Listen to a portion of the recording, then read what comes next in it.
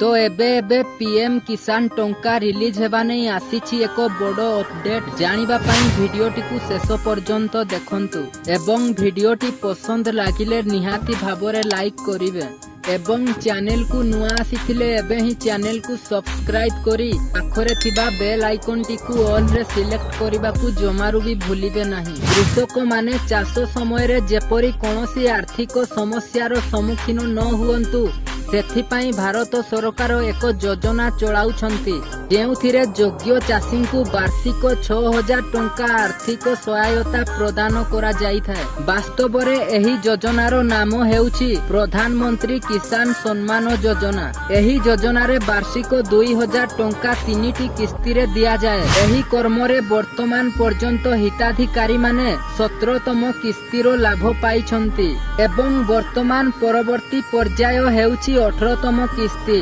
समस्ते एही किस्ती पाई अपेक्षा करिछंती एवं कृषक माने जानिबाकू चाहुछंती जे एही किस्ती केबे रिलीज हेबो।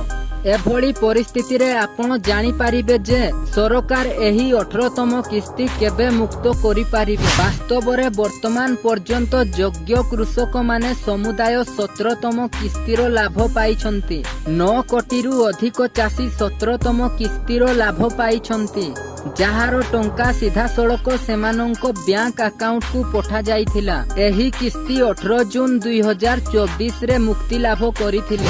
जदियो 18तम किस्ती रिलीज पाई कोनोसी तारीख अनुष्ठानिक भाबे प्रकाश करा जाई नाही, किंतु नियम अनुजाई एही किस्ती अक्टोबर मासरे प्रकाश पाई पारे। वास्तव रे प्रत्येक किस्ती 4 मासर व्यवधान रे रिलीज होई थाए। एपरी परिस्थिति रे 17तम किस्ती जून मासरे आसिले एवं सही अनुजाई परवर्ती किस्ती 4 मास मध्यरे अर्थात अक्टोबर रे हेबो।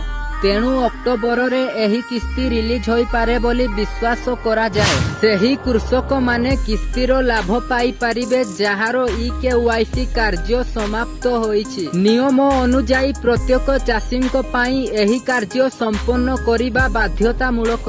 सेही कृषक माने किस्तीर लाभ मध्य पाई पारिबे जहारो आधार कार्ड सेमानंको बैंक अकाउंट सहित संयुक्त। एही कार्य संपन्न करिबा मध्य गुरुत्वपूर्ण। सेही कृषकंको बैंक अकाउंट को 18तम किस्ती मध्य पठा जाई पारिबो जेउ मानंकर जमी जांच होई सारिछि। जदि आपण एही कार्य समाप्त न करंती तेबे आपण एही किस्तीर लाभरू वंचित होई पारंती।